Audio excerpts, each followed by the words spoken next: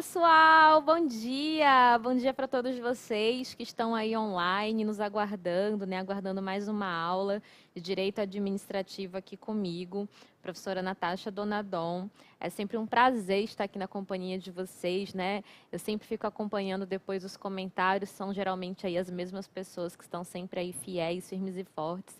E vocês também que estão aí, né? Que são novos, que estão aqui nos assistindo pela primeira vez, também sejam muito bem-vindos. Estamos aqui com um projeto maravilhoso, né, de trabalhar o direito administrativo de A a Z, do zero, em aulas teóricas aqui objetivas, mais aprofundadas na medida do necessário, para você, meu amigo concurseira, meu amigo concurseiro, minha amiga concurseira, que está aí se preparando para qualquer tipo de certame. Eu tenho certeza que as nossas aulas aqui, projetadas especialmente para vocês, vão trazer bons resultados, e isso vai se refletir nas provas que vocês vão fazer aí muito em breve, né? Temos aí vários certames à vista, então fiquem conosco. Deixem aqui o seu like, né? Comentem, deixem um oi para mim, que depois eu leio tudo, tento responder vocês também, né? Então, fiquem à vontade, tirem suas dúvidas, daqui a pouco eu vou mostrar meus contatos, então, só para deixar aqui boas-vindas para todos vocês que estão aí online, fiquem até o final, que nós vamos dar prosseguimento aqui à nossa última aula, nessa manhã aqui no Ser Aprovado. Então, meu amigo Wallace, pode soltar a vinheta, vamos começar.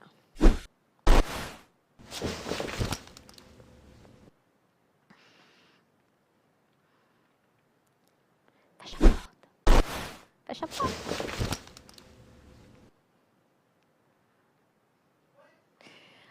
Oi, gente! Bom dia, boa tarde, boa noite. Independentemente do horário que você esteja me assistindo, sejam todos muito bem-vindos aqui ao Ser Aprovado. Mais uma aula de Direito Administrativo comigo, professora Natasha, que vocês já estão cansados, né, de saber meu nome, toda vez eu me apresento de novo, mas é que é sempre aqui um prazer estar com vocês, uma alegria imensa, né, estar compartilhando com vocês aí esse sonho, esse projeto, principalmente aqui com Ser Aprovado, né, esse curso do coração, e vamos aqui dar prosseguimento, portanto, ao nosso conteúdo de direito administrativo, que é o que nos interessa, para que vocês aí tenham o melhor desempenho possível no certame para o qual você está se preparando. Bom, antes de tudo, só relembrar aqui os meus contatos, né? Coloca aí, deixa eu... Na verdade, obrigada, Wallace. Ele se antecipou a mim. Então, aqui na tela de vocês, os meus contatos, né? Tanto o meu Instagram como o meu e-mail. Fiquem à vontade aí para interagir, para me seguir, para nos acompanhar, para tirar dúvidas. Estamos aqui sempre à disposição aí com os nossos alunos queridos do Ser Aprovado. Então, vamos lá. Pessoal, só para contextualizar, lembrando vocês que nós estamos aqui trabalhando os princípios fundamentais da administração pública, tanto os princípios explícitos como os princípios implícitos, né? Os princípios que norteiam toda a atuação da administração pública dentro do nosso regime jurídico administrativo. Lembrando que o nosso regime jurídico administrativo, ele tanto contempla regras de direito público, que é o que especialmente nós vamos dar ênfase aqui nesse primeiro momento, mas também sabemos que o direito privado se aplica à administração pública, como, por exemplo, já trabalhamos no momento anterior, quando eu mostrei para vocês um pouco sobre o regime jurídico das empresas públicas e sociedades de economia mista. Então, agora nós vamos prosseguir para dar prosseguimento, né, com o nosso regime jurídico administrativo, aqui trabalhando com os princípios da administração pública. E aqui na tela coloco para vocês o nosso próximo princípio a ser comentado, que é o princípio da razoabilidade, o princípio da proporcionalidade. Pessoal, notem que este já é o nosso primeiro princípio implícito, aquele que não está expressamente previsto no artigo 37 caput da Constituição Federal.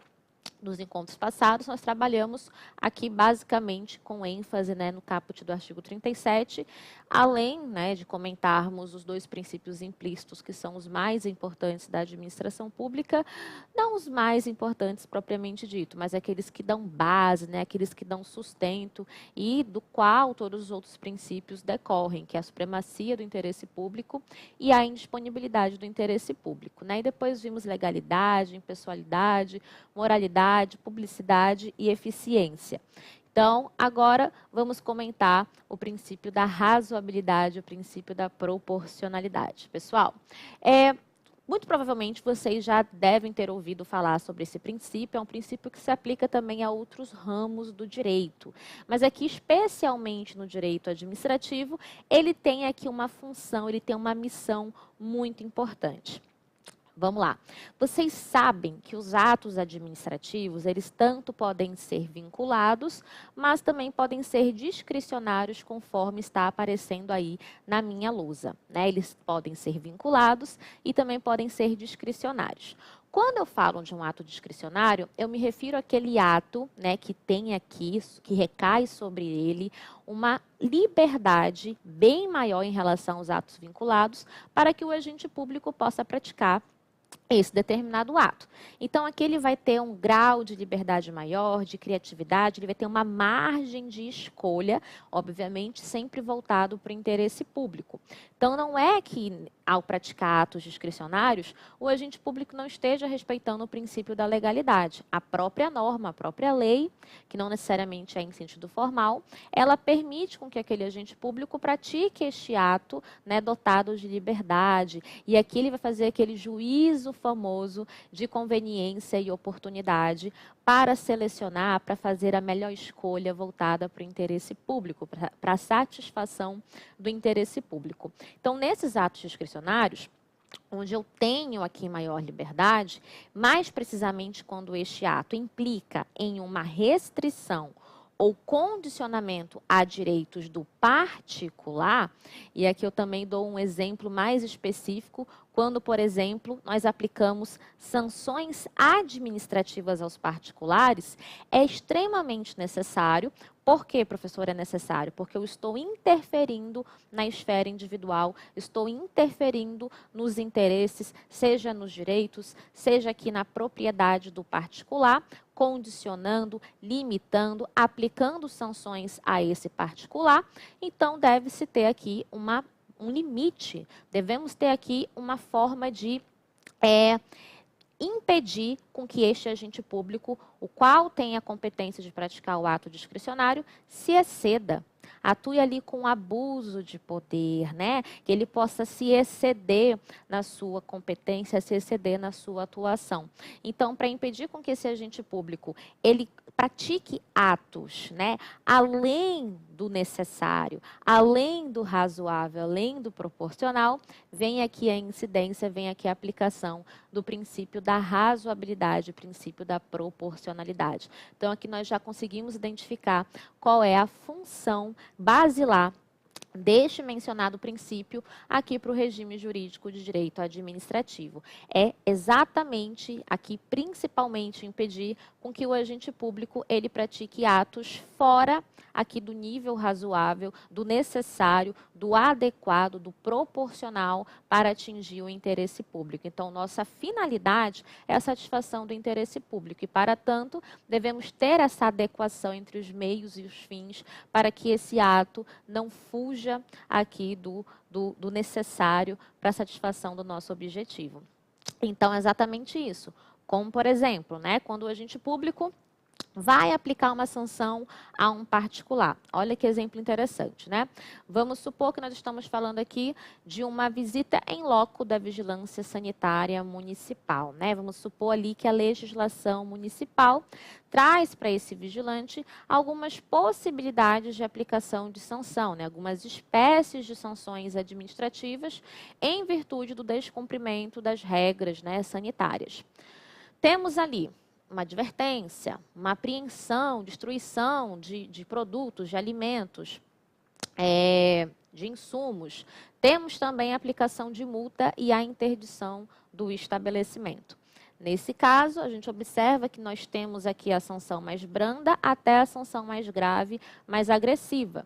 Então, a partir da análise do caso concreto, cabe a este agente público, né, que está ali desempenhando as funções, desempenhando as atividades do poder de polícia, que é um poder que a gente conhece um pouco mais à frente, ele precisa, a partir da análise do caso concreto, identificar qual é a sanção mais adequada para se aplicar à postura, à conduta do particular. Então, vamos supor que aquele particular, ele está ali com uma infração super branda, tem alguns produtos vencidos, coisa muito pouca, é a primeira vez que ele pratica essa transgressão à norma, não é reincidente, nunca foi... nunca foi aplicada uma sanção a este comerciante e cabe aqui, portanto, ao agente público fazer essa gradação, né, fazer essa análise. Então, aqui eu posso traduzir a razoabilidade, a proporcionalidade, nesse juízo de bom senso. Ele aplicar a sanção proporcional, adequada à infração, ao nível de gravidade aqui da infração cometida pelo comerciante. Então, não seria, obviamente, razoável proporcional interditar o estabelecimento deste comerciante em virtude ali de apenas alguns produtos que estavam fora do prazo de validade.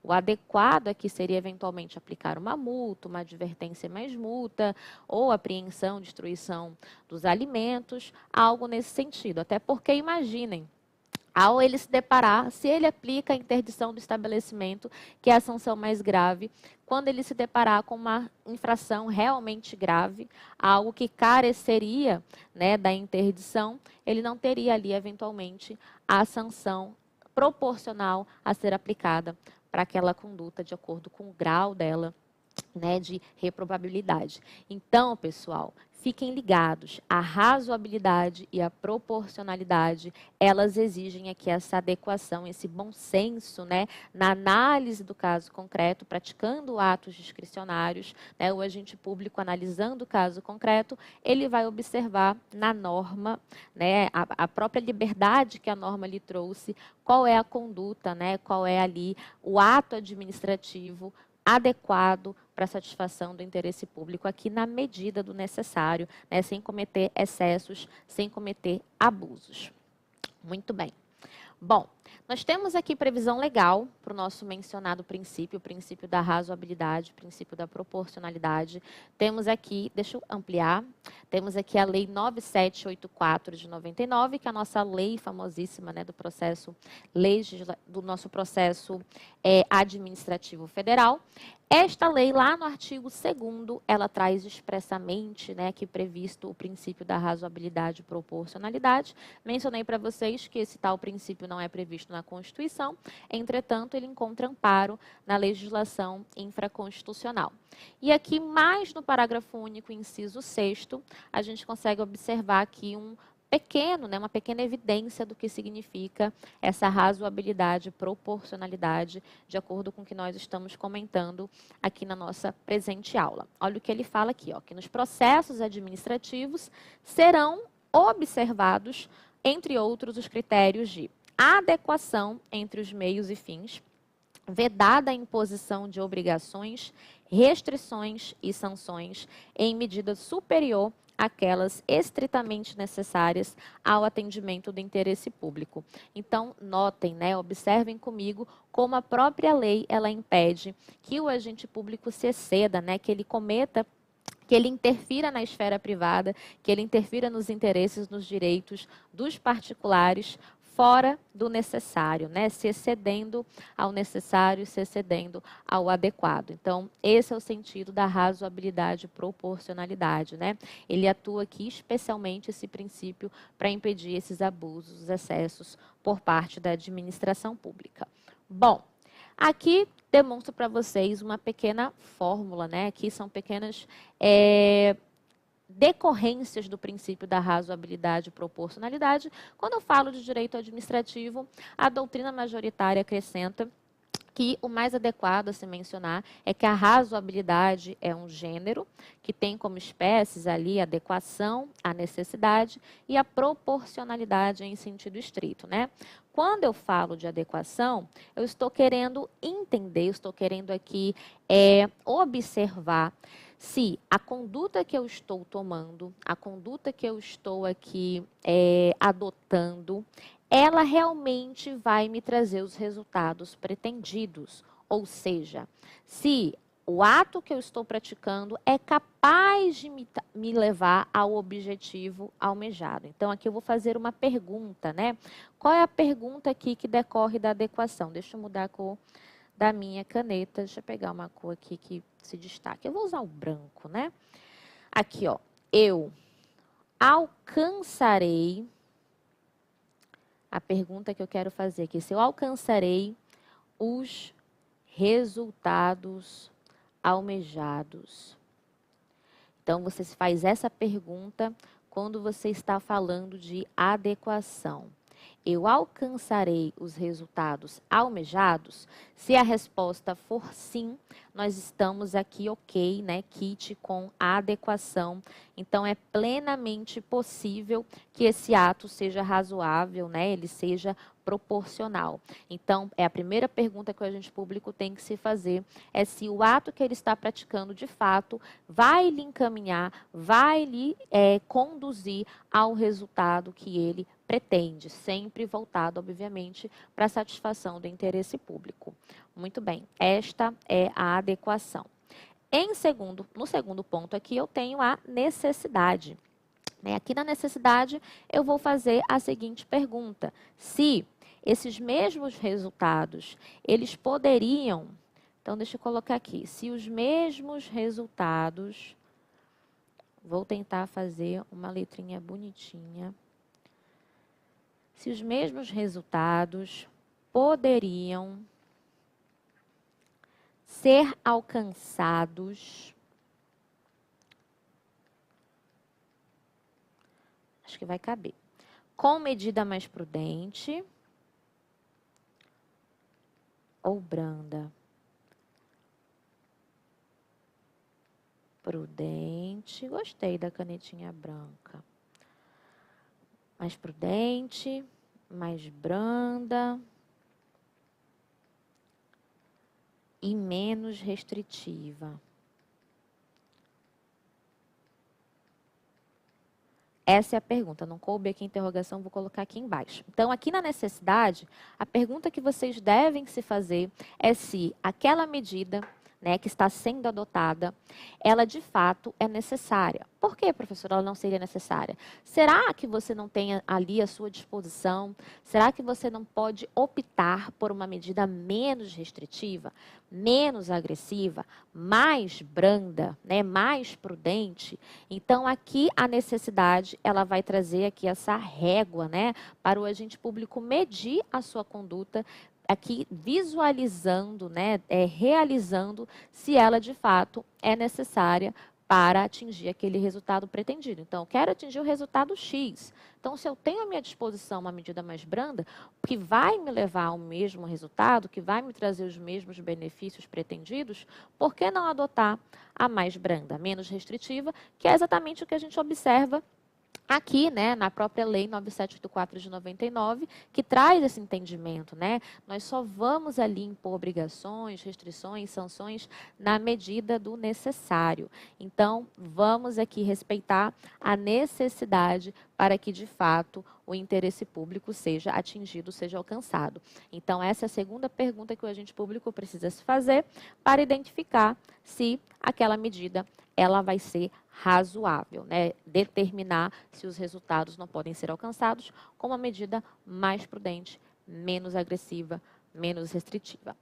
Bom, e num terceiro momento, eu tenho a proporcionalidade em sentido estrito. A proporcionalidade no sentido estrito vai conduzir o agente público à seguinte pergunta. Deixa eu mudar de novo aqui a corzinha da minha caneta. Qual é a pergunta que ele deve se fazer?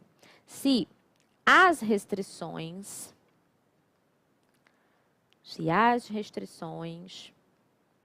ocasionadas são compensadas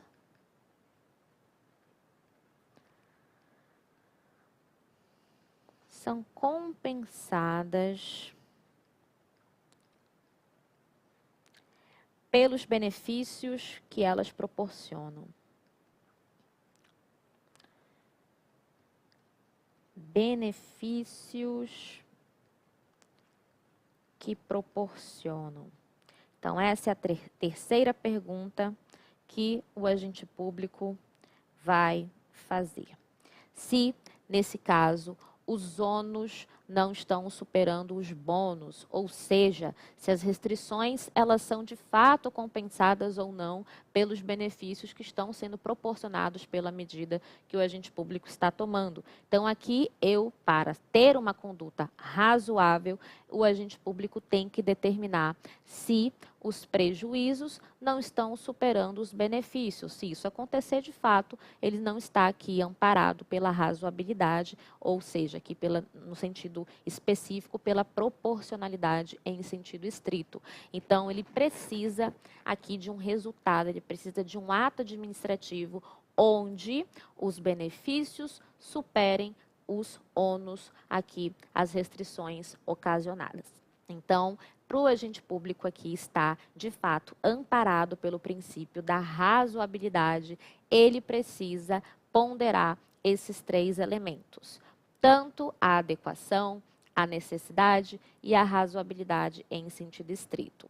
Então, dessa forma aqui, aplicando esta fórmula, fazendo essas perguntas e tendo as respostas aqui esperadas, necessárias, de fato, nós conseguimos determinar que a razoabilidade está sendo respeitada. Então, trazendo aqui para o meu exemplo, que eu comentei com vocês ainda há pouco, o exemplo do estabelecimento comercial, do agente público da vigilância sanitária municipal, onde tem ali uma legislação que traz certas sanções. Então, ele vai observar, bom, eu tenho que aplicar uma sanção para reprimir, também em virtude do caráter pedagógico da sanção, para que ele não venha, de fato, a repetir aquela transgressão à legislação sanitária. Então, essa sanção que eu vou aplicar, ela vai me trazer o resultado almejado? Se a resposta for sim, ok.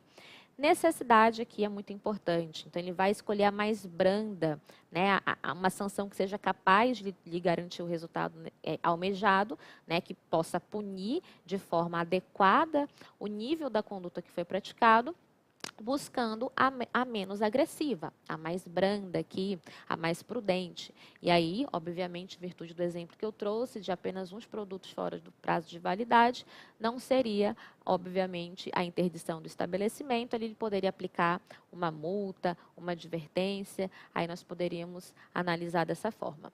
E a proporcionalidade em sentido estrito, de fato, aqui está preenchida também, as restrições, elas são compensadas pelos benefícios que o interesse público aqui está garantindo, Nós estamos aqui tanto punindo e também reprimindo uma conduta que é atentatória ao interesse público, que aqui no caso seriam as vendas de alimentos fora do prazo de validade, atentando aí contra a saúde pública, quanto às regras sanitárias que o próprio município instituiu em prol da saúde da população. Então, aqui nós temos configurado o meu princípio da razoabilidade e proporcionalidade de forma clara e específica para vocês terem a melhor compreensão possível.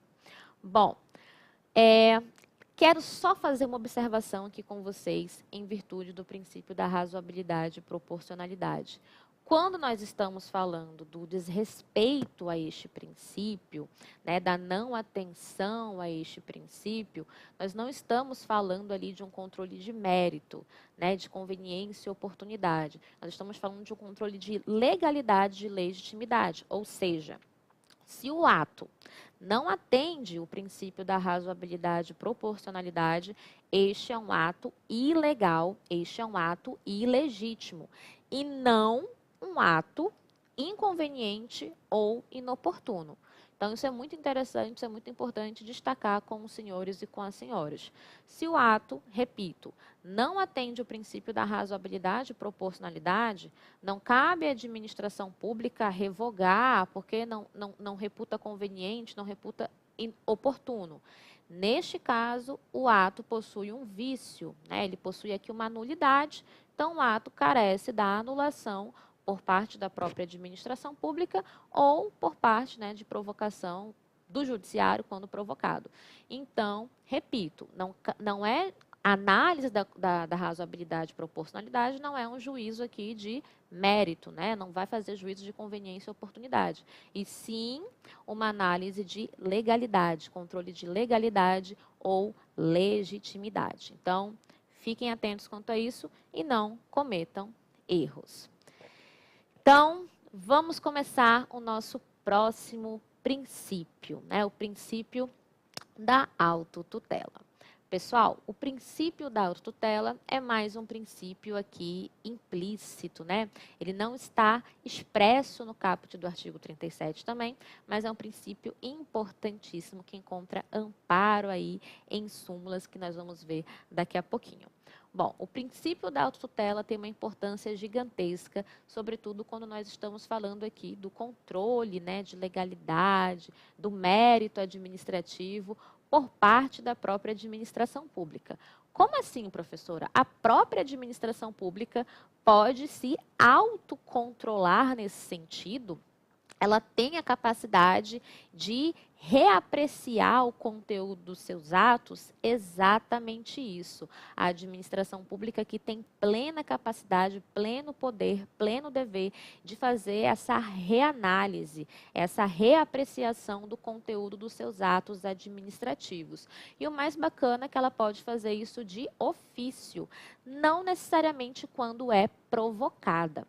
Mas saibam que quando você aqui, por exemplo, recorre de uma decisão da administração pública, você está invocando este princípio aqui.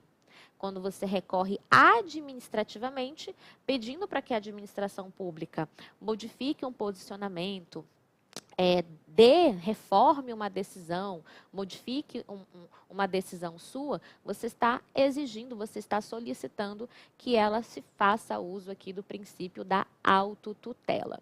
Então, vocês já devem ter sentido aqui, entendido o que significa este mencionado princípio. O princípio da autotutela consiste no poder-dever que a administração pública tem de ou anular os seus atos administrativos ou de revogar esses mesmos atos administrativos. Então, deixa eu dar uma ampliada aqui na tela para que vocês acompanhem. Vou fazer aqui essa ramificação. Então, o princípio da autotutela consiste no poder-dever que a administração pública tem de revisar as suas próprias decisões.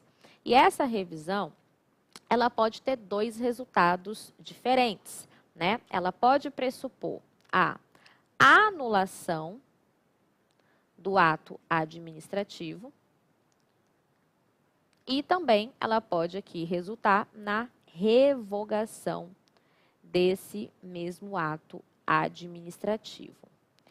Profa, quando é que um ato administrativo ele merece ser anulado? Né, quando ele vai ser nulo ou anulável, né? Eu tenho aqui atos administrativos anuláveis ou nulos, né, que carecem de uma nulidade sem ser possível a convalidação, quando eles possuem alguma ilegalidade. Então, aqui é claro que a anulação ela vai ser devida, ela vai ser necessária em caso de ilegalidade. Muito bem. Então, quando este ato administrativo, ele possui um vício, ele possui aqui alguma nulidade, que, obviamente, é insanável, a anulação, ela não é apenas uma faculdade da administração pública, que é um dever. Obviamente, se ela entender que não existe a ilegalidade ou não existe ilegitimidade, ela vai manter o ato administrativo. É uma questão de uma percepção, uma decisão da própria administração pública. Mas se ela reconhece a nulidade, ela reconhece a ilegalidade, por óbvio, aquele ato deverá ser anulado.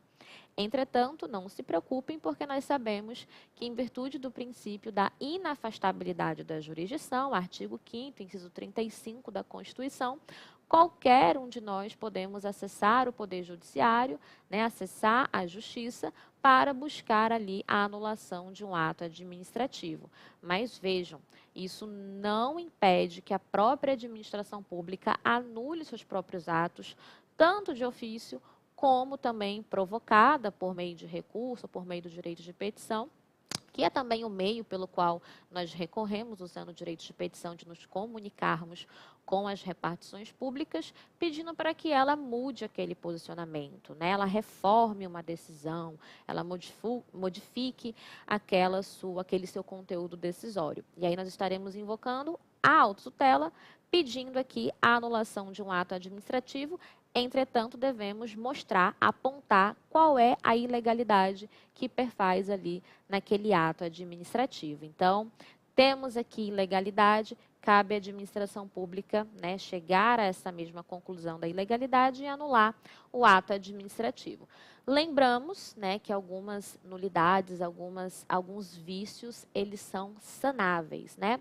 E aí, quando o vício for sanável, o ato ele é apenas anulável, né? Então, compete ali, cabe à administração aqui escolher, de acordo com o que melhor satisfaz o interesse público, manter o ato administrativo, fazendo a sua convalidação, ou procedendo com a anulação do ato administrativo. Então, ela vai ter aqui essa discricionariedade para reputar o que melhor atende, o que melhor protege o interesse público.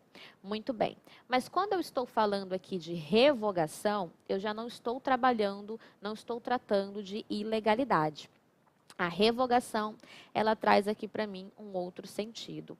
Ela é necessária, a revogação aqui, ela é útil quando o ato deixa de ser conveniente ou oportuno. Ou seja, eu uso a revogação quando eu faço juízo de conveniência e ou oportunidade. Conveniência e oportunidade. Então, são essas duas palavrinhas mágicas que pressupõem o juízo aqui de revogação. A conveniência e oportunidade. Então, pessoal, olha aqui para mim.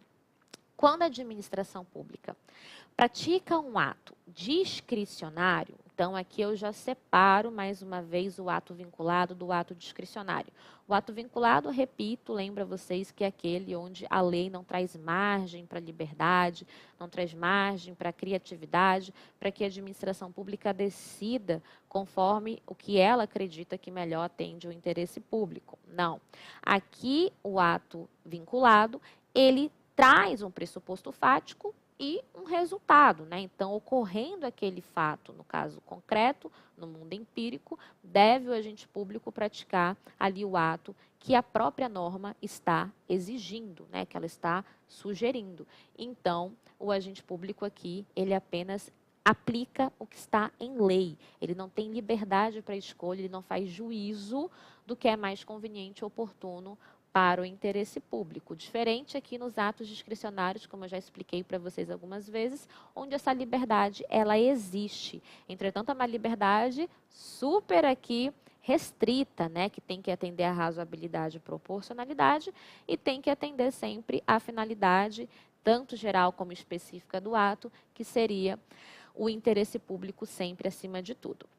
Mas, aqui observem, este ato discricionário, apesar dele ser conveniente, ser oportuno agora, ser a melhor opção que eu tenho para satisfação do interesse público, pode ser que amanhã ou algum tempo depois, dias ou horas após, isso não importa, ele deixe de ser conveniente, deixe de ser oportuno. Olha que interessante, isso é plenamente possível de acontecer.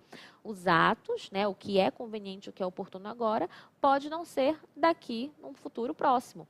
E aí, a administração pública, ela tem este poder, ela tem essa prerrogativa de traçar uma nova decisão, que seria a revogação daquele ato.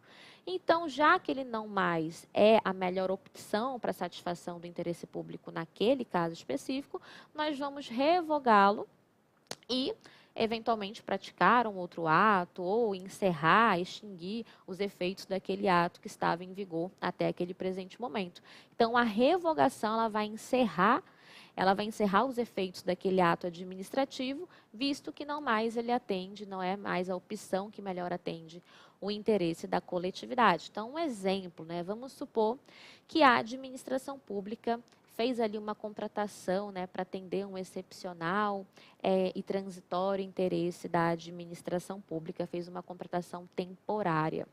Neste caso específico, naquele momento, a conveniência e a oportunidade estavam presentes, nós precisávamos, né? Há aqui, de fato, uma necessidade aqui urgente, transitória, para atender esse excepcional interesse da administração pública. Ok, fizemos a contratação temporária. Mas, se daqui 6 meses, 3 meses, 2 meses, essa necessidade não mais persistir, não cabe à administração pública manter o contrato temporário só porque ele ainda está ali em vigência, só porque ele ainda há prazo de vigência ali previsto para ele. Não, nesse caso é plenamente possível que a administração pública proceda com a revogação deste contrato, né, desta contratação temporária e, obviamente, seguindo o que a lei prevê, no caso presente do meu exemplo, fazer ali, proceder com a indenização do agente, né, do servidor que foi contratado, que vai ali perfazer a metade do que ele ainda teria direito de receber dentro da presente contratação, né, para fins de remuneração. Então, não obstante aqui a previsão legal do pagamento de indenização, o que nos interessa é que é plenamente possível a administração pública proceder com a revogação dessa contratação temporária, porque ela deixou de ser conveniente, deixou de ser oportuna. Então, as razões que fizeram com que eu contratasse naquele momento anterior não mais existem. Então, a situação fática se modificou, então é necessário que eu tome uma atitude, né, que eu pratique um ato para agora readequar o ato administrativo para o que, no momento, melhor atende o interesse público. Então, é plenamente possível que nós mudemos aqui o conteúdo decisório dos atos discricionários, tendo em vista que o conceito de conveniência e oportunidade que eu trabalhei aqui com vocês é um conceito plenamente mutável, né? Um conceito aberto. Então, o que é conveniente e oportuno hoje pode não ser daqui a um tempo, não pode ser amanhã, não pode ser daqui 2 meses. O tempo aqui realmente ele vai permitir com que as situações fáticas se modifiquem e também os atos deverão acompanhar as situações fáticas para sempre buscar o conteúdo que melhor atende o interesse público. Então, a revogação vai ser aqui uma ferramenta para que nós possamos adequar as nossas decisões para os novos direcionamentos que o nosso interesse público está nos exigindo, né? Está aqui atraindo a ação da administração pública. Então, esse aqui é o panorama do nosso princípio da autotutela. Bom, como eu falei para vocês, o princípio da autotutela, ele tem previsão aqui, né, também na Lei 9784 de 99, que é a nossa lei do processo federal, e temos uma súmula mais que específica, especialmente prevista para o princípio da autotutela. Olha o que a Lei 9784 menciona, né, que a administração deve anular seus próprios atos quando eivados de vício de legalidade e pode revogá-los por motivos de conveniência e oportunidade, como eu acabei de explicar. Isso também se replica na súmula 473 do STF, dispondo que a administração anula os seus atos, né, quando eivados de vícios que os tornem legais, porque deles não se originam direitos e também pode revogá-los em virtude de conveniência e oportunidade, sempre respeitando aí os direitos adquiridos. Então, essa é a nossa base aqui legal, tanto infraconstitucional como por meio de súmula, né, fixada pelo nosso Supremo Tribunal Federal, para dar previsão, expressão aqui para o princípio da autotutela. Bom, professora, a senhora acabou de explicar que a administração pública pode chegar, né, e pode anular os seus atos administrativos quando ela identifica aqui uma nulidade, uma ilegalidade. Já que estamos falando aqui, né, da anulação do ato, é sempre oportuno, é sempre conveniente, me apropriando aqui das próprias expressões da administração pública, relembrar aos senhores que nós temos aqui um prazo, né, que é um prazo aqui, não é um prazo qualquer, né, é um prazo aqui estratégico para a preparação de vocês para qualquer certame, que é a previsão contida no artigo 54 da Lei 9784 também, né, a nossa lei do processo que nós estamos trabalhando desde antes. Então, olha aqui o que a lei fala, né? Ela fala que o direito da administração de anular esses atos administrativos, e observem, quando eles decorram efeitos favoráveis para os destinatários, este ato, né, este dever, né, esse direito de anular, ele decai em 5 anos.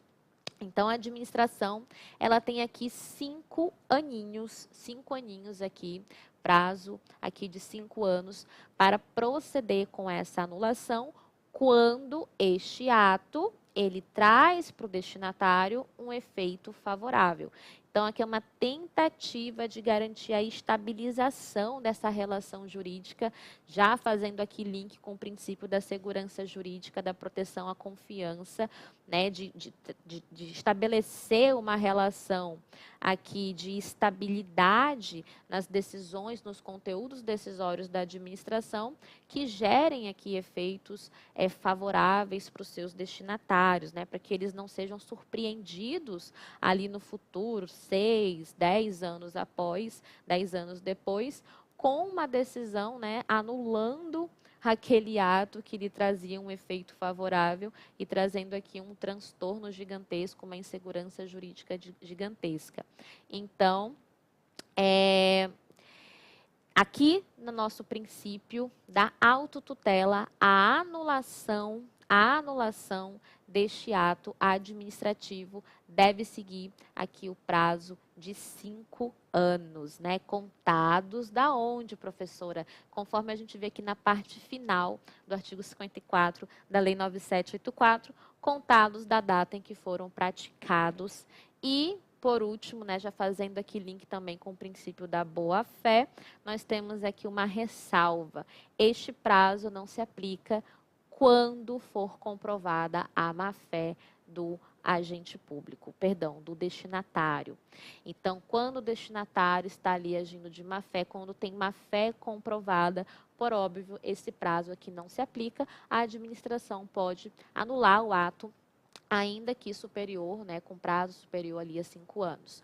Fora isso, quando temos a boa-fé aqui configurada, tenho a boa-fé aqui presente e também tenho um ato que gera um efeito favorável para o seu destinatário, o prazo aqui de 5 anos tem que ser respeitado, tem que ser acatado. Então, lembrem sempre aqui da Lei 9784, no artigo 54, esse artigo aqui é importantíssimo, ele já foi cobrado várias vezes em prova, e vocês não podem esquecer, jamais, sempre quando a gente fala de anulação, é importante lembrar. Não obstante, ainda vamos falar um pouco mais, né, de anulação, vamos repetir essa informação mais para frente, quando nós trabalharmos atos administrativos, tá bem?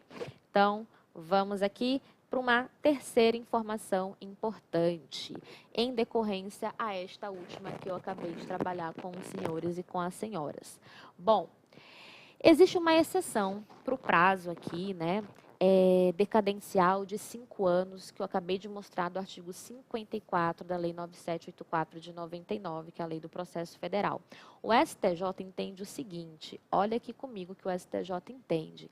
Ele entende que quando a nulidade deste ato administrativo, né, que foi reconhecido pela administração, ofende a Constituição, ou seja, é inconstitucional, a anulação pode acontecer em qualquer momento. Então, aqui o prazo, olha que eu estou trabalhando com vocês, o prazo aqui decadencial de 5 anos não se aplica quando eu estou tratando de uma ofensa à Constituição. Então, um exemplo aqui para vocês básico.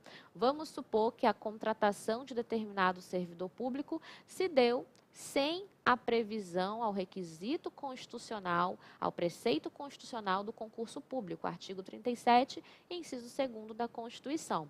Então, temos um servidor empossado em um cargo público que não foi por meio da regra do concurso público. Então, esta nomeação, esta posse, né, estes atos que levaram o servidor a ocupar o cargo público, ali de provimento efetivo no caso, são nulos, né? Temos aqui uma evidente nulidade, uma evidente ilegalidade, ilegitimidade. Portanto, o ato tem que ser anulado.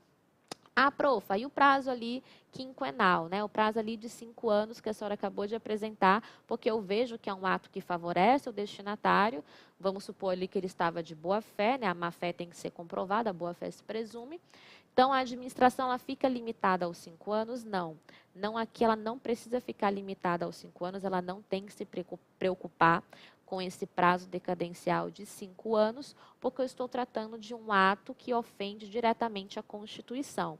Então, entende o STJ que há situações aí, conforme está na lousa para vocês, flagrantemente inconstitucionais, não submetem a este prazo aqui decadencial de 5 anos, que o artigo 54 da Lei do Processo prevê, tá bom? Então, não é possível a convalidação em virtude do decurso do tempo quando o ato ofende diretamente a Constituição. Então, aquela nomeação, aquela posse, todas essas sequências de atos se sucederam de forma contrária, né, de forma que a lesar um preceito constitucional, que é a regra aqui especialíssima, né, essencialíssima do concurso público, previsto no artigo 37, inciso 2º. Então, por óbvio, temos aqui nulidades evidentes, o ato deve ser anulado a qualquer momento, independentemente do tempo, do decurso do tempo em que ele já produz efeitos. Então, fica a dica aí para vocês em relação à anulação dos atos administrativos. Aqui, mais uma informação para a gente fechar esse primeiro bloco. Temos aqui mais uma decisão jurisprudencial, agora nesse caso do entendimento do Supremo, né, do STF, em sede de recurso especial. Nós entendemos, na verdade, o Supremo entende, nós compartilhamos desse entendimento que o Estado, né, que a administração pública, assim como ela vai revogar, como ela vai anular ato administrativo, quando ela vai praticar, quando ela vai usar o princípio da autotutela, sempre que ela nota que esta anulação, que esta revogação, ela repercute na esfera individual, né? Ela repercute aqui na esfera íntima, seja nos direitos ou propriedades dos particulares, deve-se observar aqui o contraditório e a ampla defesa. Deve-se ser precedida essa anulação, essa revogação, de um procedimento, de um processo administrativo que preveja aí o contraditório e ampla defesa por parte do particular que está sendo atingido. Então, entende, Celso Antônio Bandeira de Mello, que nenhum particular deve ter ali um ato, né, que repercute na sua esfera individual, nos seus interesses privados, nos seus interesses particulares, de uma forma inesperada, de modo surpresa, sem que ele fique sabendo, sem que ele tenha aqui prévio aviso de que a administração tem essa intenção, de que ela vai proceder com aquela revogação, com aquela anulação. Então, para evitar aqui a decisão surpresa, né, para que o particular seja surpreendido negativamente com aquela revogação, com aquela anulação, deve a administração pública abrir aqui o contraditório, né, ela deve preceder esta revogação, essa anulação de um regular processo administrativo, visto aqui que os efeitos desse ato que concretamente atingem a esfera particular, a esfera individual do indivíduo, né, do administrado. Então, fiquem ligados que o contraditório aqui deve ser respeitado pela administração pública, também quando ela está aqui se utilizando do princípio da autotutela. Então, pessoal, encerramos aqui esse primeiro bloco, né? Espero que vocês estejam gostando, que vocês estejam acompanhando. Vamos, daqui a pouco, dar início a mais um bloco. Mandem aí suas dúvidas, fiquem aqui conosco no Ser Aprovado. Levantem, estiquem a coluna, tomem uma água, tomem um café, vão ao banheiro, que logo menos eu estou de volta.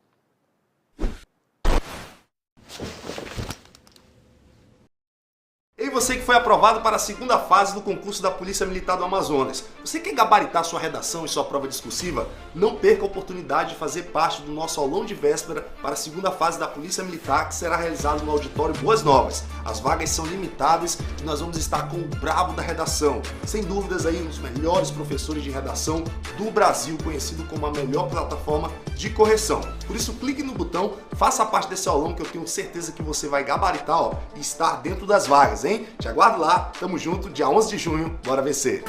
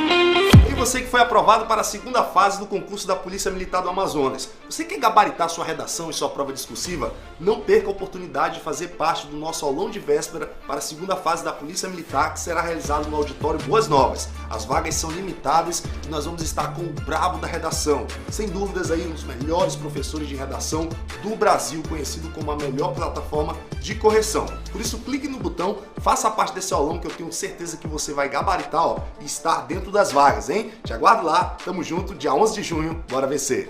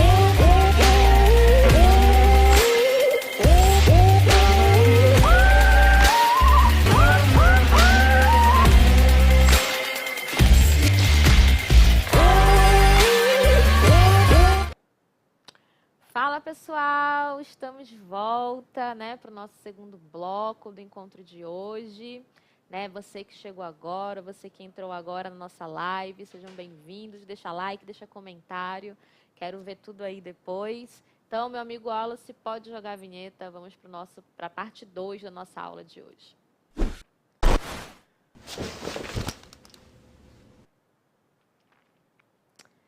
Fala concurseiro, fala concurseira, sejam bem-vindos, né, para mais um bloco aqui de Direito Administrativo comigo, professora Natasha, aqui no Ser Aprovado, com meu amigo Wallace aí dando suporte, né, meu amigo Joseph também aí, sempre dando suporte para a gente.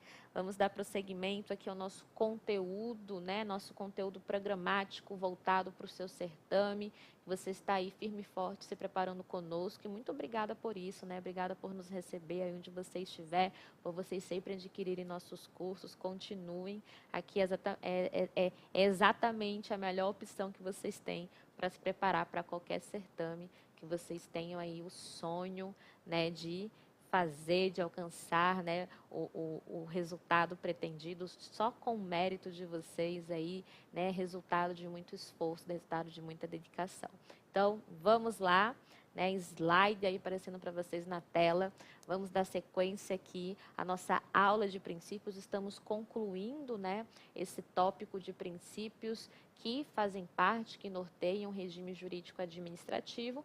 E agora vamos falar sobre o princípio da continuidade dos serviços públicos. Pessoal, o princípio da continuidade dos serviços públicos é um princípio aqui importantíssimo, né? Um princípio também não expresso, ou seja, um princípio implícito que faz parte do meu regime jurídico administrativo.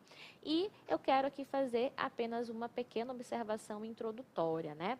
Quando eu falo de princípio da continuidade dos serviços públicos, eu estou me referindo aqui aos serviços públicos no sentido amplo, né? Não apenas aqui aos serviços públicos em sentido estrito, né? Que pressupõem aquelas comodidades materiais, aquelas utilidades materiais que a administração pública fornece e proporciona para nós particulares, como transporte público, coleta de lixo, né, distribuição de água, de energia elétrica, telecomunicações, que são serviços públicos em sentido estrito. Quando eu falo de serviço público em sentido amplo, eu me refiro a toda e qualquer atividade administrativa, né, que tem como ali objetivo, tem como foco de atuação da minha administração pública, como também o poder de polícia, as atividades de fomento, as atividades de intervenção. Aqui eu tenho todas essas atividades que estão aí nos meus quadradinhos coloridos, pressupõe aqui serviços públicos no sentido amplo, né? Então, quando eu me refiro ao princípio da continuidade do serviço público, eu estou me referindo a cada uma dessas atividades, desses serviços que estão aí mencionados, que eu acabei de mencionar para os senhores e para as senhoras, ou seja, toda e qualquer atividade da administração pública. Beleza.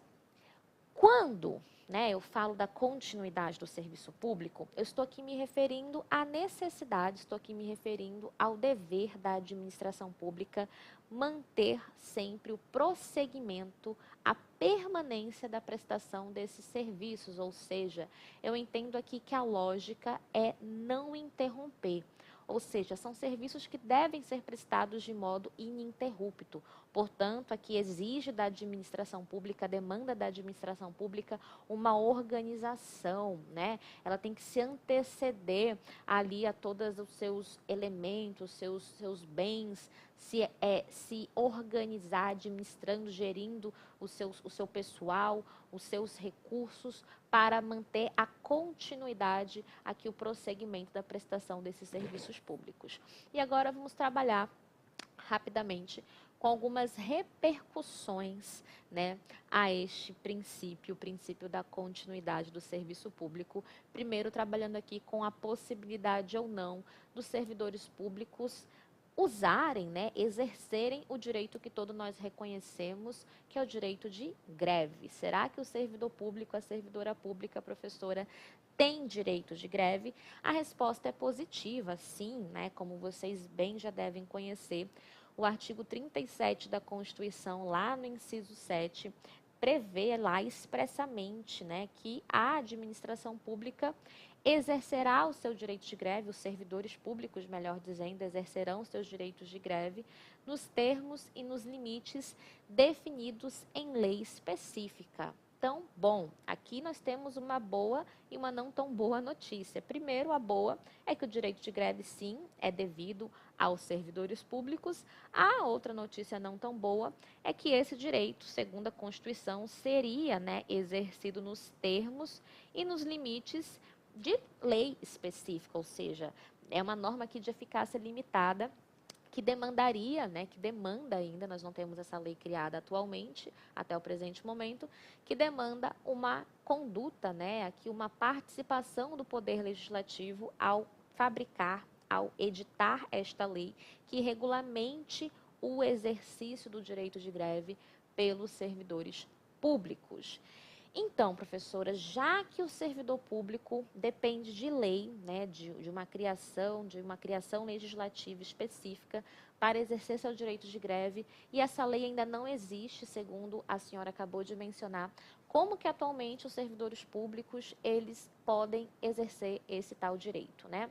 Então, nós sabemos que existe um remédio constitucional específico, né, que dá amparo para essas omissões legislativas que são comuns por parte do Poder Legislativo. Quando nós tratamos aqui de normas de eficácia limitada, né, o Poder Constituinte deixou nas mãos a encargo do Legislativo essa missão, e muitas vezes eles não procedem, né, com esse desejo, com esse pedido que a Constituição fez em tempo razoável, em tempo proporcional. E aí, quando há essa demora aqui injustificada, né, esse lapso temporal que já há muito tempo, né, já não se justifica pelo tempo aí de vigor da nossa Constituição Federal, por óbvio já era o caso do Poder Legislativo ter criado tal mencionada legislação para que os servidores públicos pudessem exercer seu direito de greve. Então, vem aqui à tona a necessidade de usarmos o mandado de injunção, que é o remédio constitucional aplicado para esse tipo de situação, né, para casos de omissão, quando a ausência de norma, né, quando essa ausência de lei, essa ausência de norma regulamentadora torna inviável aqui o exercício de direitos, liberdades, prerrogativas constitucionais. E aí vem o mandado de injunção, 708.708, né, que foi ali apreciado pelo STF e deu ali aos servidores públicos o resultado, né, a forma garantiu, né, concretizou, aplicou aqui a teoria concretista, dando aí para os servidores públicos o exercício do direito de greve. Então, segundo o STF, aplica-se, né, aos servidores públicos a Lei 7.783 de 89, que é a mesma legislação aplicável, né, para os empregados do setor privado, né, para regulamentar o direito de greve do setor privado aos empregados do setor privado.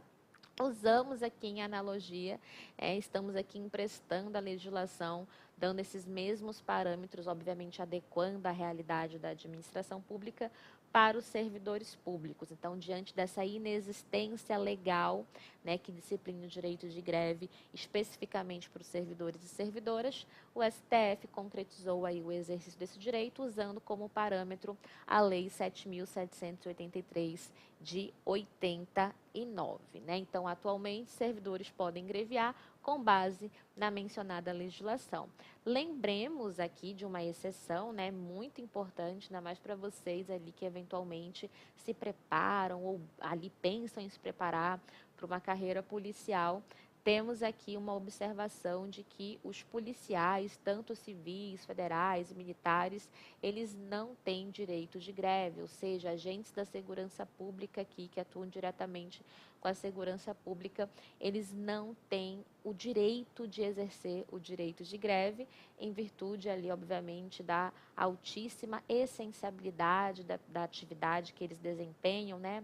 Não é, por óbvio, um serviço que pode ser paralisado, nem sequer parcialmente, porque isso é extremamente atentatório, sensível ao interesse público, né? Aqui a segurança pública é o interesse da coletividade. Então, esses agentes, eles não têm aqui o direito de exercer o seu direito à greve. Então, nesses casos aqui, obviamente teremos exceção, mas a regra é que todo servidor público possa sim exercer o seu direito de greve plenamente, e aqui eu já expliquei com base em quê.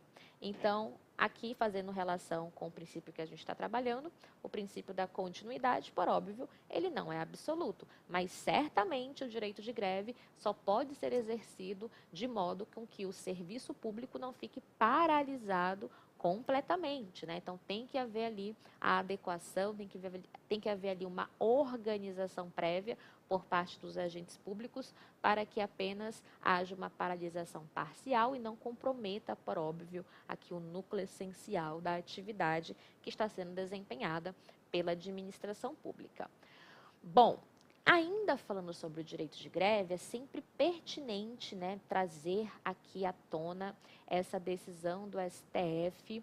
Sempre é bacana a gente trabalhar com jurisprudência, ainda mais jurisprudências que são relativamente recentes, né, elas não são tão passadas, então aqui elas têm aqui uma incidência recorrente em concursos públicos, que é o caso aqui, o direito que a administração pública tem de proceder com descontos aos dias correspondentes, né, em que o serviço público ficou paralisado por parte daqueles agentes públicos que estavam exercendo o seu direito de greve.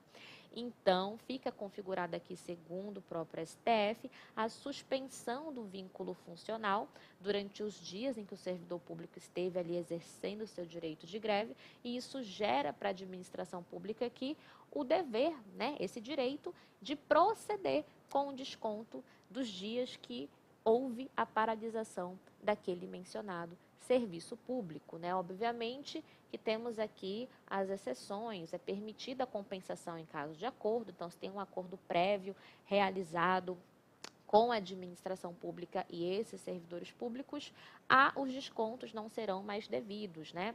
Assim como também a exceção mais importante quando fica demonstrado que a greve foi provocada por conduta ilícita do poder público, ou seja, foi uma greve que tem como resultado, tem como reflexo uma conduta ilícita, né, que é abusiva, irregular do poder público, eventualmente aqui, na verdade, claramente, esse direito de greve não vai reproduzir, não vai gerar os descontos, né, o exercício da greve não vai gerar os descontos dos dias, né, em que houve a paralisação do serviço público. Então, notem, mais uma vez aqui agora olhando para mim, né, vamos aqui fechar esse raciocínio. Direito de greve é plenamente devido, obviamente compatibilizado com o princípio da continuidade do serviço público. Entretanto, a administração pública poderá aqui proceder os descontos, né, dos dias em que o serviço público ficou paralisado por parte daqueles agentes que estavam greviando, né, salvo se houver um acordo entre a administração e esses agentes públicos, né, visando ali uma compensação, né, diversa, ou se a greve foi ali provocada em virtude de conduta ilícita por parte da administração pública, do poder público. Então, em um desses dois casos, que são exceções, os descontos não serão devidos. Fora isso, o desconto é plenamente devido. Então, o agente público fica ciente de que ele pode greviar, sim, mas não é um direito absoluto, né? Vai ficar aqui caracterizada a suspensão do vínculo funcional, o que faz com que a administração pública proceda com os descontos. Isso acontece porque nós não temos, na verdade, uma legislação específica para regulamentar o direito de greve por parte do servidor público. E acaba que esses casos chegaram, né, ao judiciário e o STF entendeu dessa forma. Pode ser que esse posicionamento mude quando tivermos uma legislação específica, ou seja, mantido também, não se sabe ao certo. Mas o que se aplica atualmente aqui, legalmente falando, legitimamente falando, é este panorama aqui apresentado. Direito de greve é exercido com base na mesma legislação dos empregados privados. Os agentes da segurança pública aqui não poderão greviar, como eu acabei de mencionar, os policiais, e os descontos são plenamente possíveis, exceto nos dois casos que eu acabei de mencionar. Quando existe, né, essa compensação em caso de acordo, ou quando a greve foi provocada por conduta ilícita por parte do poder público. Então, essas são aqui as ponderações a respeito do direito de greve. Agora, uma segunda ponderação aqui, uma segunda reflexão a respeito do princípio da continuidade do serviço público, né? A partir de uma pergunta que eu vou aqui estabelecer com vocês. Serviços públicos, eu coloco SP aqui, significa serviços públicos. Serviços públicos podem ser interrompidos em caso de inadimplemento? Eita, professora, será que um serviço público pode ser interrompido caso o consumidor daquele serviço, né, o particular beneficiado por aquele serviço, ele não pague pelo serviço? Primeiro, é sempre importante lembrar para vocês que todo serviço público é pago, pessoal. Nada é de graça, já dizia sua mãe, já dizia sua avó, né? Os mais velhos eles sempre falam que nada é de graça nessa vida. Então, profa, serviços públicos são pagos? Todo serviço público é pago? Eu achei que não, né? Eu achava que alguns serviços públicos realmente eram 100% gratuitos. Não, nós financiamos todos os serviços públicos de forma direta ou de forma indireta. Então, vamos lá. Serviços públicos específicos divisíveis são passíveis de serem cobrados por meio de taxas ou tarifas, né? Taxas quando é a própria administração pública que presta aquele serviço, ou tarifas quando os serviços são prestados por particulares em colaboração com a administração, por meio de contrato administrativo, né? Por meio aqui de descentralização por delegação, né? Estou aqui delegando por meio de contrato o serviço para um particular prestar ali por sua conta e risco, em regra, né? Se não for o caso de uma PPP. Então, vejam que esses serviços, eles são aqui custeados, né, diretamente pelos seus usuários, né? Então, é possível especificar, dividir quem usa o serviço e quanto, né, quantificar quanto cada usuário está consumindo daquele serviço. E assim eu consigo cobrar diretamente dos usuários, como, por exemplo, energia elétrica, distribuição de água, telecomunicação, transporte coletivo, dentre outros serviços que reúnem essas características que eu acabei de mencionar. Em contrapartida, tem serviços públicos que não são específicos, não são divisíveis, né? Como, por exemplo, saúde e educação, que eu não consigo determinar quem são os beneficiados, eu não consigo determinar quanto cada usuário usa, né, consome desse serviço. Então, obviamente, a Constituição não admite, que ela não dá abertura para que eu cobre, né, esse serviço público diretamente do usuário, como acontece com aqueles que o artigo 175 faz referência. Então, estes serviços são custeados por meio de impostos, né? São custeados ali por meio das contribuições que são recolhidas diretamente de nós, né, contribuintes, de nós particulares. Então, os nossos tributos é que vão financiar aí toda a administração, incluindo a prestação desses serviços públicos. Então, vejam, nesse caso, no meu primeiro caso, né, dos serviços públicos que são pagos diretamente a partir do uso, são pagos aqui individualmente por cada particular. Será que é possível, em caso de inadimplemento, né, de eu não arcar com o meu compromisso, né, de pagar pelo serviço, será que esse serviço pode ser suspenso? Mas a senhora acabou de falar, professora, que os serviços públicos devem ser prestados de uma forma contínua, né, ininterrupta. Nesse caso, né, vamos ter uma flexibilização desse princípio, vamos ter uma relativização do princípio da continuidade? Sim, aqui explicitamente eu tenho uma relativização do princípio da continuidade do serviço público. Isso não sou eu que estou falando, é a própria Lei 8987 de 95, lá no artigo 6º, parágrafo 3º. Lembrando que a Lei 8987 de 95 é a lei das concessões e permissões de serviços públicos, né, uma lei importantíssima, e é que ela permite, né, expressamente que a administração pública, né, obviamente em situações de emergência ou de prévio aviso, interrompa a prestação dos serviços públicos aqui do meu primeiro caso mencionados, motivados por razões de ordem técnica ou de segurança das instalações, ou por inadimplemento do usuário, considerado o interesse da coletividade. Então, aqui, ó, mais uma vez, preste atenção e fiquem aqui atentos, né? Não se caracteriza como descontinuidade. Então, deixa eu mudar aqui a cor da minha caneta, eu vou para vermelho, ó. Não se caracteriza como descontinuidade. Então, aqui, expressamente, eu tenho uma exceção ao princípio da continuidade do serviço público, né? Então, não se caracteriza como descontinuidade. Então, tá tudo certo, né? Então, eu consigo aqui reputar com vocês que os serviços públicos poderão ser interrompidos aqui em algumas circunstâncias, né? Primeiro, aqui em situação de emergência. Então, aqui eu vou abrir com vocês uma lousinha para a gente esquematizar. Tá. Então, deixa eu descartar aqui. Vou abrir com vocês aqui uma lousinha para... Não, deixa eu voltar aqui. Pronto. Não deu para abrir a lousinha, não tem problema, a gente faz aqui mesmo, ó.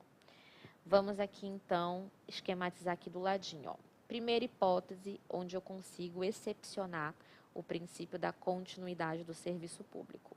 Situação de emergência. Então, é o primeiro caso que a lei menciona, né? Situação de emergência. Segunda hipótese, ela tem aqui um pressuposto básico, que é o aviso prévio. Então, a partir do aviso prévio, eu consigo ter aqui mais duas outras exceções.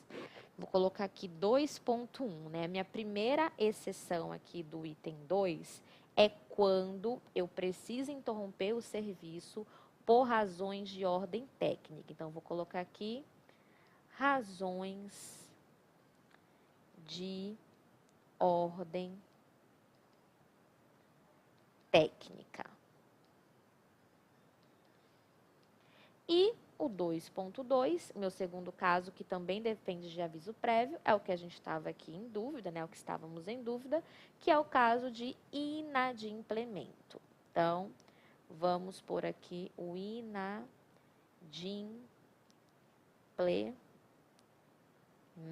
Não coube tudo, a gente vai aqui para baixo. Inadimplemento. Então, pessoal, aqui de uma forma clara, de uma forma rápida e fácil, nós conseguimos identificar quais são as exceções ao princípio da continuidade. Então, vou colocar aqui exceções ao princípio da continuidade. Eu tenho, no primeiro caso, a situação de emergência. Então, vamos supor, aqui exemplificando, né, a situação de emergência, que é minha primeira hipótese. Eita, pronto, eu quero o marca-texto, né? Aqui é a situação de emergência, que é a minha primeira hipótese de exceção. Vamos aqui construir um exemplo, né? Vamos supor que nós tivemos ali uma forte chuva, né, uma tempestade, uma rajada de vento muito forte, um evento da natureza, um caso fortuito, de força maior, situações excepcionais, imprevisíveis, inevitáveis, que fazem com que as instalações, né, fazem com que os equipamentos que estão ali vinculados, que são necessários para a prestação do serviço, sejam danificados ou fiquem ali inoperantes temporariamente. Então, nessa situação de emergência aqui, certamente seria um caso onde a administração pública poderia interromper a prestação do serviço público, mesmo sem o aviso prévio. Então, olha aqui comigo, uma situação excepcional, imprevisível, inevitável, não permite com que a administração pública aqui faça uso do aviso prévio. É por isso que nós temos o primeiro caso desvinculado, a situação de emergência aqui desvinculada da necessidade de aviso prévio. Então, em virtude da excepcionalidade da situação, a administração pública está aqui amparada, né, está aqui plenamente justificada com a interrupção do serviço, não sendo responsabilizada de nenhuma forma, porque não havia como prever, não havia como evitar esta ocorrência fática, né? Esse prejuízo aí que decorreu de um evento da natureza ou qualquer outra espécie que gerou, que ocasionou na situação de emergência. Então, nesse primeiro caso, a primeira exceção, eu não preciso do aviso prévio, né? Então, a situação de emergência aqui não fica necessário, não resta necessário o aviso prévio. E aí eu tenho o ou, né? Eu tenho aqui as outras exceções que o artigo 6º, parágrafo 3º da lei me apresenta. Já no meu segundo caso aqui, eu dependo do aviso prévio. Então, a partir de agora, as minhas duas outras exceções, elas dependem do prévio aviso ao consumidor, né, ao usuário do serviço público. E aí, quais são as hipóteses que fazem com que eu possa interromper o serviço, professora, mesmo aqui usando o aviso prévio, né? Por razões de ordem técnica, então vejo que quando a razão é de ordem técnica, é possível prever, é possível me anteceder. Na verdade, não é só possível, é um dever, é necessário que eu tenha essa organização prévia, né? Vamos aqui ter as manutenções programadas, né, para as instalações, para os equipamentos, e aí eu já consigo com antecedência comunicar a todos os usuários que dependem desses serviços que são essenciais, como água, energia elétrica, por exemplo, para que eles se preparem para uma interrupção ali temporária, né? Então, a gente sabe que essas necessidades, né, essas manutenções, essas razões de ordem técnica são necessárias para que nós possamos ter ali a estabilidade da prestação do serviço. As manutenções são devidas. Então, as manutenções elas podem pressupor uma interrupção ali parcial, né, temporária do serviço público para certos usuários. Então, isso é plenamente possível, plenamente devido, desde que tenha o aviso prévio. Se não tiver o aviso prévio, já não é devida a interrupção. E no segundo caso, em caso de inadimplemento, né, quando não há o pagamento do serviço público. A gente entende que, apesar do serviço público ser essencial, pelo fato dele estar sendo prestado por um particular, que é remunerado ali, em regra, exclusivamente por essas tarifas que são pagas dos usuários, para que isso seja, obviamente, uma forma de manter a continuidade do serviço público. Estes pagamentos devem ser ali respeitados, né? Eles devem ser ali cumpridos, devem ser honrados por parte dos usuários. Então, se o usuário não honra com esse pagamento, é plenamente possível, né, ter essa conduta aqui repressiva para coibir esse tipo de prática, que é a interrupção do serviço. Imagine se a administração não pudesse interromper o serviço, se os particulares, em colaboração, os concessionários e permissionários, não pudessem interromper o serviço, nenhum usuário pagaria o serviço ali, né? Teríamos ali um grau de inadimplemento praticamente absoluto, o que iria, obviamente, fazer com que o serviço público se tornasse inviável de ser prestado. A continuidade do serviço público, por certo, ia ser aqui suprimida, ia ser sacrificada. Então, para que possamos manter ali um nível aqui adequado, né, de adimplemento, esse corte, essa suspensão do serviço, nesse caso, ela é plenamente devida, é plenamente legítima, inclusive prevista em lei. Então, aqui fechando o raciocínio, a continuidade do serviço público ela é flexibilizada pelas possibilidades que eu acabei de mencionar de interrupção do serviço. Em caso de urgência, sem aviso prévio, com aviso prévio por razões de ordem técnica, em caso de inadimplemento. Show! Prof, agora que vamos aqui aprofundar, já caminhando para o fim do nosso segundo bloco, vamos aqui aprofundar. Na verdade, a gente vai responder ali duas questõezinhas, né, para terminar, mas terminando aqui, quase terminando o princípio da continuidade do serviço público.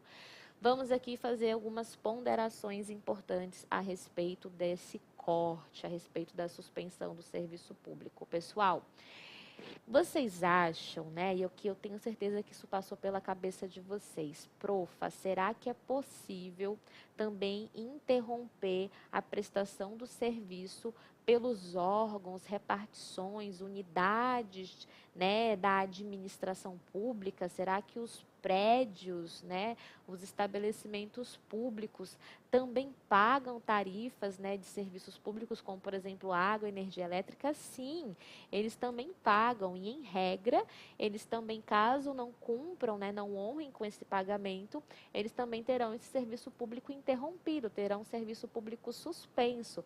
Mas eu tenho exceção, por óbvio, e é isso que é importante, é isso que eu quero trabalhar com vocês aqui na minha lousa. Ó, olha a minha primeira observação, que dispõe o seguinte, que é legítimo, ou seja, é legal o corte no fornecimento de energia elétrica quando puder afetar o direito à saúde e integridade física do usuário.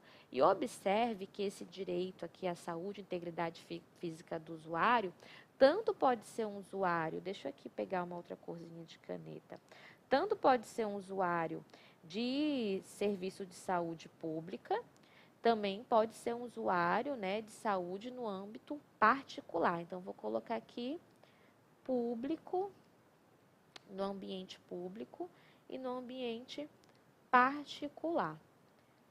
Então, só para vocês ficarem atentos. Então, é ilegítimo, não pode haver esse corte, né, do serviço de energia elétrica quando, obviamente, esse serviço for capaz de afetar, for capaz de interferir, lesar o direito à saúde, integridade física, a vida do usuário, né? Olha aqui para mim. Imagine se agora, no período da pandemia, a gente viveu muito isso, infelizmente. Imagine uma pessoa que está ali em serviço de home care, né? Ele está sendo cuidado, está sendo ofertado um serviço de saúde na sua própria casa. Vamos supor que ele está usando um respirador, está usando equipamentos, né, de oxigênio, outros equipamentos para que ele possa ali manter o seu tratamento, restabelecer a sua saúde. E nós sabemos que esses equipamentos, eles usam como fonte, né, principal, energia elétrica. Eles funcionam dependendo da energia elétrica. E aí, se há interrupção desse serviço, por óbvio, o direito à vida, à saúde, à integridade física daquele usuário poderá, consequentemente, ser violado. Então, nessas circunstâncias, mesmo em caso de inadimplemento,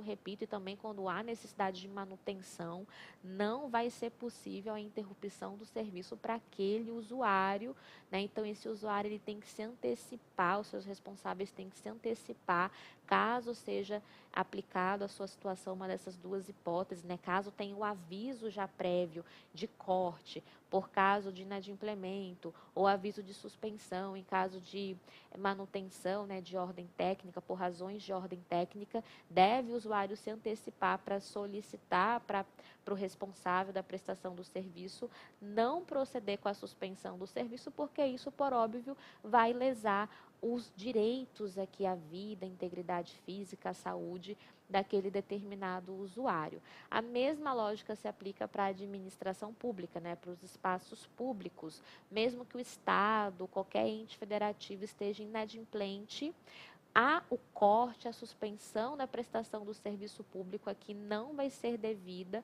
quando estou tratando de ambientes aqui específicos, como, por exemplo, ambientes hospitalares, né, unidades de saúde, onde temos pessoas ali, né, em tratamento, buscando assistência de saúde. Então, por óbvio, para manter, né, a continuidade de um serviço público essencialíssimo, que por óbvio não pode ser paralisado, porque senão o direito à vida, o direito à saúde dessas pessoas vai ser suprimido, vai ser violado, a suspensão não vai ser devida. Então vejam, né, que hospitais, logradouros públicos, vias públicas, né, não poderão ter esses serviços suspensos em virtude da segurança, da integridade física, da vida, da saúde dos administrados. Então aqui nós temos exceção, né, uma exceção da exceção. Então, em regra, serviços públicos não são suspensos. Nós vimos ali que um dos casos é a suspensão em caso de inadimplemento, por óbvio, precedida de aviso prévio. E aqui eu tenho a exceção da exceção, onde mesmo em caso de inadimplemento, mesmo em caso de aviso prévio, a suspensão não é devida quando aquele serviço público ele tem aqui uma relação íntima, né? Ele é intrínseco, ele é necessário à manutenção da segurança, direito à vida, integridade, à saúde do administrado, do particular. Então, para proteger esses direitos aqui básicos, essenciais desse particular, a suspensão do serviço não será devida, não será legítima, seja um espaço privado, seja um espaço público. Então, hospitais particulares, hospitais públicos não poderão aqui, por exemplo, ter o serviço de energia elétrica suspenso, mesmo em virtude de inadimplemento para a manutenção do direito à vida e saúde dos usuários, ok? Então, fechamos aqui essa observação importante e agora tenho mais aqui duas teses, né, para mostrar para vocês consolidadas aqui do STJ. A primeira diz respeito a que eu acabei de mencionar, está correspondente com a minha explicação, é exatamente o posicionamento do Superior Tribunal de Justiça. A segunda, aqui é uma informação nova, uma novidade, que diz respeito aos débitos irrisórios, ainda a respeito, né, do caso de inadimplemento. Fica claro aqui para o STJ que quando esse débito foi irrisório, a suspensão também não é legítima. Então, vamos supor que a concessionária permissionária está ali suspendendo a prestação do serviço em virtude de uma conta não paga, de um pagamento não honrado, num valor ali de R$ 20, R$ 25, R$ 30. Então, são aqui valores irrisórios, é um débito irrisório que, por óbvio, a suspensão, o corte no fornecimento da prestação do serviço vai se configurar aqui um abuso, né, uma ofensa ao princípio da razoabilidade, proporcionalidade, ou seja, ao princípio também da continuidade do serviço público, cabendo aqui a responsabilização, ou seja, a indenização a esse consumidor, ao usuário, por danos morais. Então, olha que interessante. Então, aqui a gente verticalizou um pouquinho mais a nossa explicação para trabalhar, né, jurisprudências, teses consolidadas pelos tribunais superiores, pelo STJ, aqui no caso, também vimos ali o Supremo no passado, onde eles firmam posicionamento a respeito do princípio da continuidade do serviço público. Aqui a gente entendeu que temos exceções, entretanto, as exceções também encontram outras exceções. E aí, nesse emaranhado de informações, é que a gente tem que ter cuidado e organizar muito bem as nossas ideias para que nós não nos percamos, né, em tantas informações e possamos ali matar caso alguma dessas ocorrências venham sendo apresentadas, venham ser apresentadas no certame de vocês. Então, fiquem ligados, né? A interrupção, em regra, não é devida, é possível apenas naquelas hipóteses excepcionais. Uma delas é o caso inadimplemento em caso de aviso prévio. Não posso cortar o serviço quando ele é vinculado, ele é essencial para o direito à vida, segurança, saúde, integridade física do usuário, tanto em espaço particular como em espaço público, e também quando o débito aqui é irrisório, quando é um valor aqui mínimo, também não é possível esse corte, não é legítimo corte, por configurar abuso à razoabilidade e proporcionalidade. Muito bem, gente. Então, aqui eu estou muito satisfeita com os comentários que nós fizemos a respeito do princípio da continuidade do serviço público. E agora vamos aqui voltar, ver o que temos aqui. Temos duas questõezinhas rápidas para nós resolvermos a partir do nosso conteúdo presente, né, que são os princípios, para fecharmos aqui com chave de ouro esse conteúdo tão importante para a aprovação de vocês. Então, aqui vamos responder de forma rápida duas questõezinhas aqui de certames públicos, para vocês verem como que possivelmente toda essa matéria pode vir a ser exigida dos senhores e das senhoras. Ó, vamos fazer a leitura aqui. Dentre os princípios da administração pública, a autotutela caracteriza-se por. Então, vejam que o princípio aqui cobrado da vez foi o princípio da autotutela. Curiosamente, foi um princípio que eu expliquei nesta aula de hoje, né? Nesses blocos que nós estamos aqui assistindo no dia de hoje. Vamos buscar aqui qual é a nossa alternativa correta. Letra A, né? Vamos ver qual é a alternativa que coaduna com o princípio da autotutela. Letra A. Impedir que o Poder Judiciário reveja os atos praticados pela administração pública? Não, né, pessoal? Não há impedimento nenhum que o Poder Judiciário reveja os atos praticados pela administração pública. Entretanto, o Poder Judiciário, ele pode apenas anular os atos administrativos, né? Ele não pode revogar.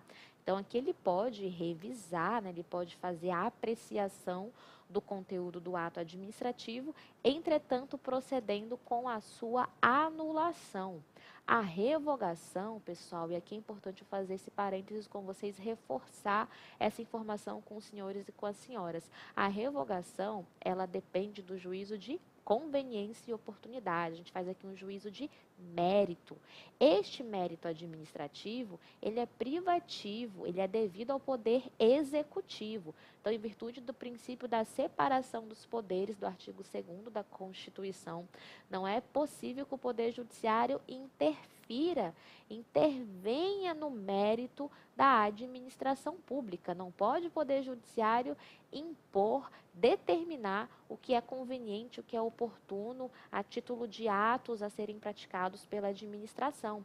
Esse é um juízo, essa é uma avaliação que cabe apenas ao Poder Executivo. O Poder Judiciário, ele se limita a apreciar ali a legalidade do ato administrativo. Então, o judiciário, ele apenas aprecia a legalidade e não aqui a conveniência e a oportunidade, ou seja, ele não pode revogar o ato, mas apenas anular. Então, qualquer ato discricionário, vinculado, todos os atos podem ser avaliados, né, apreciados pelo Poder Judiciário, mas essa apreciação é uma apreciação de legalidade somente e não de conveniência e oportunidade. Então, esse era um parênteses importante de estabelecer com os senhores e com as senhoras. Letra B. Permitir que a administração reveja seus próprios atos, revogando-os por motivo de interesse público, oportunidade e conveniência, e assim como anulando os atos inquinados pela ilicitude. Muito bem, a letra B, ela é o meu gabarito 100% correta, né? 100% aqui relacionado com o nosso conteúdo aqui aplicado no encontro de hoje, nos nossos blocos aqui a respeito dos princípios da administração pública, quando eu trabalhei a autotutela com os senhores e com as senhoras, lembrando que a autotutela dá aqui o poder dever que a administração pública tem de anular em caso de ilegalidade e revogar quando o ato deixa de ser conveniente, deixa de ser oportuno. Letra C. Permitir que o Poder Judiciário revogue os atos praticados pela administração. Acabei de fazer essa explicação para vocês aqui de forma rápida. Revogação, pessoal, não pode ser realizada pelo Poder Judiciário. Então, está 100% errada a letra C, porque ela pressupõe que o Judiciário tem a capacidade de fazer juízo de conveniência e oportunidade, algo que não é possível. D. Permitir que o Poder Judiciário anule os atos praticados pela administração pública. Não apenas isso, né? O Poder Judiciário pode anular, mas a administração também pode anular. A autotutela, ela pressupõe que a administração anule ou revogue seus atos administrativos. O Poder Judiciário também pode anular, mas a autotutela é o poder-dever que a administração pública tem. Aqui, ó. O sujeito aqui, o protagonista, é a administração e não o Poder Judiciário. O controle que o Poder Judiciário faz, né, proporciona à administração pública, é um controle aqui de legalidade que a Constituição admite em virtude do princípio da inafastabilidade da jurisdição. Toda e qualquer ameaça ou lesão a direito pode e deve ser apreciado pelo Poder Judiciário. Então, esse controle, né, de legalidade que o Judiciário faz não se confunde, não exclui o próprio controle aqui que a própria administração pública faz perante os seus próprios atos em virtude do princípio da autotutela. Então, a autotutela é o dever e o poder que a administração pública tem e não que o Poder Judiciário possui. Não está errado, o Poder Judiciário pode sim anular, mas a autotutela pressupõe o poder-dever que a administração pública tem de tanto anular e também de revogar os seus próprios atos administrativos. Então, a letra D está errada. Letra E. Impor aos administrados as decisões administrativas. Nada a ver, né, pessoal? A autotutela não significa isso, né? Impor, isso seria imperatividade, né? Autoexecutoriedade, que são ali atributos dos atos administrativos, né? Fazer com que os atos sejam respeitados, né? Essa imposição que a administração tem em relação aos seus atos decorre dessa imperatividade, da supremacia do interesse público. Então, a letra E não tem relação com o sentido da autotutela. A questão ela foi muito enfática. Ela quer de você a alternativa que caracteriza o princípio da autotutela. E essa alternativa, obviamente, é a alternativa B. As demais estão aí tratando em sentido contrário, falando do Poder Judiciário ou de outros temas que não se relacionam com a autotutela. Então, letra B é meu gabarito. Próxima questão e última, né, para a gente fechar aqui, só para vocês ficarem com esse gostinho de quero mais, né, e a gente vai ter ali sempre turmas, né, específicas de resolução de questões, aqui é só para vocês sentirem, verem como esse tema cai, é exigido nas provas de concursos públicos, né, de todos os níveis, né, de todos os certames que temos aqui o direito administrativo como disciplina a ser estudada. Então, vejam esse segundo exemplo aqui, ó. Entende-se por poder de polícia a atividade da administração pública que, limitando ou disciplinando direito, interesse ou liberdade, regula a prática de ato ou abstenção de fato. É correto afirmar que o princípio que fundamenta o exercício desse poder da administração é, primeiro, né, nós ainda vamos trabalhar o poder de polícia, né, o exercício do poder de polícia, que é um dos poderes, né, que justificam a atuação da administração pública, que a administração pública tem a prerrogativa de se fazer uso para atingir os seus interesses, seus objetivos. E o poder de polícia é o mais famoso, que com certeza vocês já ouviram falar e já tem uma noção do que se trata. Aqui a questão fez uma explicação rápida do que é o poder de polícia, que é esse poder, né, essa prerrogativa que a administração pública tem de restringir, condicionar, impor limites, deveres, obrigações aos particulares, conceder, né, autorizações, direitos para que o particular pratique seus atos da vida privada. Então, aqui são restrições sempre que esses atos da vida privada, que essas condutas, né, privadas do particular, representem um potencial lesivo para o interesse público, para o interesse da coletividade. Então, a administração ela vai regular essas atividades em prol do interesse público. Muito bem.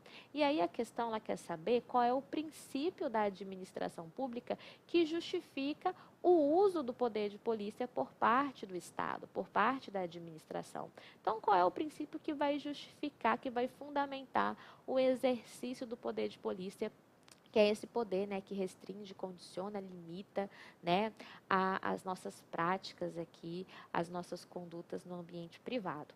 Então, por certo, por óbvio, o nosso gabarito está aqui, é o princípio da supremacia do interesse público, né, que dispõe que o interesse público está acima dos interesses privados. Então, como o interesse público é o nosso objetivo maior, é a nossa finalidade máxima, quando eu falo aqui a respeito da administração pública, os interesses privados vão ser ali restringidos, vão ser ali flexibilizados, em algumas circunstâncias quase sacrificados, ou até mesmo sacrificados, para que nós possamos garantir o bem da coletividade. Então, essa é a máxima aqui do princípio do poder, da supremacia do interesse público, que justifica o poder de polícia, né, que é interesses privados sofrerem restrições para o bem da coletividade, né, para garantir o bem de todos. Então, eis o princípio que justifica, né, tal poder desempenhado pela administração, que é o gabarito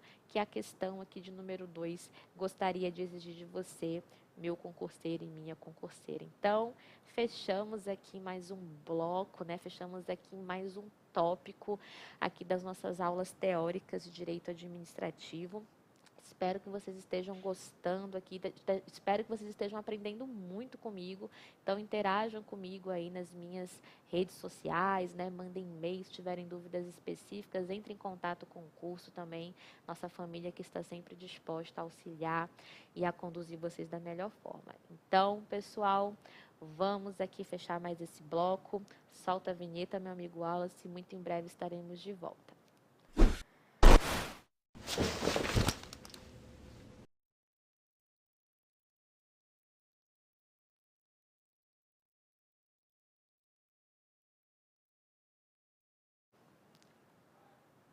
Fala, pessoal, passando aqui agora de uma forma específica, me despedindo de vocês que estão aí ao vivo conosco, ao vivo aqui comigo, né, estudando mais uma manhã de Direito Administrativo, com esse projeto maravilhoso, né, do Ser Aprovado, sempre com ideias inovadoras, pensadas o melhor para os nossos alunos, para auxiliar vocês aí, concurseiro, concurseira, com essas aulas 100% gratuitas, mas que ficam disponibilizadas, né, por tempo limitado. Então, aproveitem para assistir, me assistam, tem mais 2 outras aulas aí disponíveis para vocês, né, aqui na nossa plataforma, aqui no nosso canal no YouTube. Então, não obstante isso, sempre vejam os cursos que temos aí à disposição das nossas plataformas do Ser Aprovado, né? Comprem nossos cursos, eles são sempre pensados aí da melhor forma para que vocês possam chegar mais próximo, de uma forma mais rápida, na tão sonhada aprovação. Então, espero que tenham gostado. Deixem o seu like, né? Comentem. O seu comentário, a sua curtida é muito importante para mim, muito importante para o curso. Vamos incentivar aí que o curso sempre esteja disponibilizando mais conteúdo de qualidade para vocês. Então, um beijo, bom dia para todo mundo, boa tarde, boa noite. Você que vai me assistir em outros horários. Fiquem ligados que logo em breve teremos a continuidade das nossas aulas aqui de Direito Administrativo, com muito mais conteúdo, muito mais informações importantes para a tão sonhada aprovação de vocês. Então, até breve, fiquem com Deus e um beijo. E você que foi aprovado para a segunda fase do concurso da Polícia Militar do Amazonas. Você quer gabaritar sua redação e sua prova discursiva? Não perca a oportunidade de fazer parte do nosso aulão de véspera para a segunda fase da Polícia Militar, que será realizado no auditório Boas Novas. As vagas são limitadas e nós vamos estar com o brabo da redação. Sem dúvidas aí, um dos melhores professores de redação do Brasil, conhecido como a melhor plataforma de correção. Por isso, clique no botão, faça parte desse aulão que eu tenho certeza que você vai gabaritar, ó, e estar dentro das vagas, hein? Te aguardo lá, tamo junto, dia 11 de junho, bora vencer!